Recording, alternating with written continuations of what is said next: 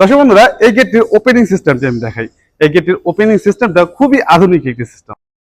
দর্শক বন্ধুরা, এই গেটটির একটি পাল্লা আরেকটি পাল্লার ভিতরে ঢুকে যাবে। এই যে দেখুন, খুবই চমৎকার ভাবে কিন্তু গেটের বাম পাশের যে একটি পাল্লা রয়েছিল, এই পাল্লাটি কিন্তু আরেকটি পাল্লার ভিতরে ঢুকে গেল।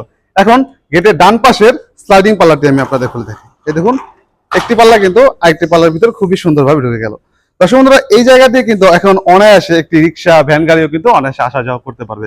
আচ্ছা, যদি বাড়ির ভেতরে একটি প্রাইভেট কার ঢোকাতে চাই, সেটিও কিন্তু সম্ভব। এই যে দেখুন, গেটের ডান অংশতে আমরা একটি সিটকারি ব্যবহার করেছি। সিটকারিটি খুলে দিলাম। এই যে দেখুন, খুবই চমৎকার ভাবে কিন্তু গেটের ডান অংশটি খুলে গেল।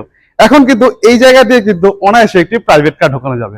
আচ্ছা, বাড়ির ভেতরে যদি কোনো সময় প্রয়োজন হয় একটি বড় ট্রাক ঢোকাতে হবে, সেটিও কিন্তু সম্ভব।